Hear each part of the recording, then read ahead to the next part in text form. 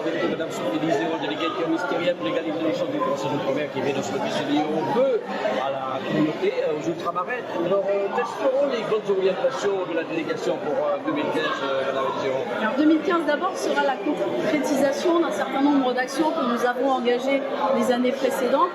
J'ai parlé tout à l'heure de mobilité, donc sécurisation des parcours et préparation à la mobilité. Donc seront concrétisées dès septembre cette année. 2015 sera aussi l'année où nous allons nous intéresser aux problématiques de santé qui concernent et qui touchent les ultramarins de l'Hexagone et aux problématiques spécifiques que nous connaissons, drépanocytose, diabète, obésité, maladies cardiovasculaires, mais ce sera également l'année, j'espère, de l'empathie.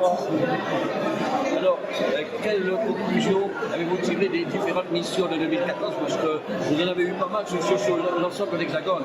Alors, les conclusions d'abord, hein, on en a déjà parlé, c'est l'orientation très forte en faveur de la jeunesse qui est la nôtre, permettre effectivement à cette jeunesse, qu'elle choisisse ou non la mobilité, de trouver son insertion professionnelle et son épanouissement. Le deuxième axe, évidemment, je l'ai dit, c'est la santé des jeunes et des moins jeunes, naturellement. Et le troisième axe tourne autour de la création d'entreprises, et spécialement dans le champ de l'économie sociale et solidaire, dans lequel il y a évidemment des choses à faire ici pour l'Hexagone, mais aussi de nombreuses choses faisables pour le développement des Outre-mer dans les Outre-mer. Madame la déléguée interministérielle, la France vient de traverser des moments tragiques. Comment vous-même vous avez vécu ces moments? Alors je suis passée de l'atermoiement à la révolte et finalement à la réflexion. C'est pourquoi j'ai choisi le thème de l'empathie pour dire mes vœux. Je crois que nous sommes effectivement dans un monde où le repli sur soi et le service de ses propres intérêts prédominent, mais le retour à l'empathie qui est le moyen de s'intéresser, de connaître l'autre, ce qu'il pense et ce qu'il ressent sans le juger, peut être un réel bon moyen. Et c'est pas un bon sentiment, hein, c'est une réalité. Il y a des professionnels, des sociologues qui font des travaux avec des jeunes dans des établissements scolaires sous cet angle-là et qui fonctionnent. Donc je pense que réellement, si nous allons vers ce chemin qui est celui de l'empathie, nous pouvons lutter efficacement contre ce type de comportement terrorisant et terroriste, contre ce type de comportement inhumain, et que nous pouvons restaurer un monde plus fondé sur les valeurs de la République, que sont la liberté, l'égalité et surtout la fraternité.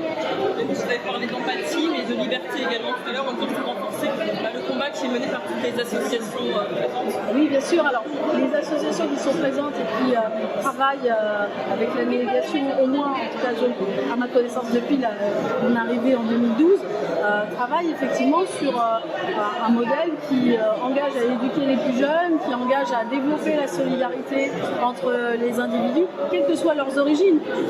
Je discute souvent avec des présidents d'associations qui me disent « Ah, mais je n'ai pas osé inscrire dans mon dossier que je m'adressais aussi à d'autres qu'à des ultramarins parce que j'avais peur que ça ne me convienne pas. » Bien sûr que si, c'est comme ça qu'on forgera un monde fraternel et égalitaire, en travaillant avec les autres et en ne se repliant pas sur nous-mêmes.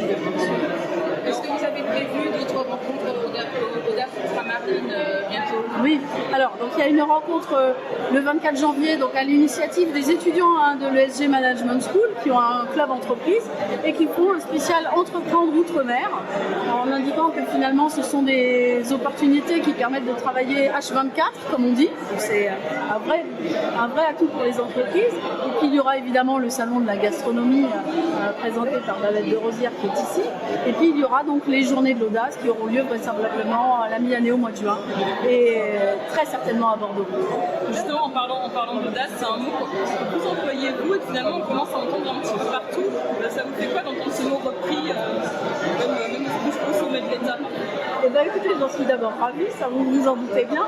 Après on se dit avec ma conseillère communication presse que nous aurions dû déposer une marque, ça aurait fait des crédits à la délégation supplémentaire, mais au-delà de la plaisanterie, je pense que voilà, c'est un mot qui peut-être était galvaudé il y a quelques années, et mais je sais, pour l'avoir étudié, qu'un message est compris et intégré s'il est répété 6 fois.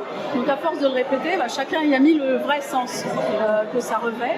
Et donc du coup, même au plus haut sommet de l'État, c'est une notion qui est reprise et je suis très fière. Alors l'audace continue sa route audacieuse. L'audace continue sa route audacieuse, mais l'audace ne veut pas dire outrecuidance. J'ai parlé tout à l'heure de professionnalisme, de compétences et d'aptitude. Il nous appartient aussi de rester professionnels pour faire en sorte de ne pas être au-delà de l'audace. D'accord. Et est-ce que dans ce reste professionnel, vous avez aussi envie d'emmener les associations ultramarines sur le chemin du professionnalisme? Bien sûr, bien sûr. Alors c'est fait partie, vous savez, de mes petites marottes. On a un peu du mal, compte tenu des crédits qui sont les nôtres, à mettre en place ce dispositif, mais j'y tiens et il finira bien par sortir de terre un jour, quoi qu'il arrive, de formation du réseau associatif à la méthodologie de projet, à vendre un projet, à trouver des partenaires pour mettre en place ces projets, bien sûr.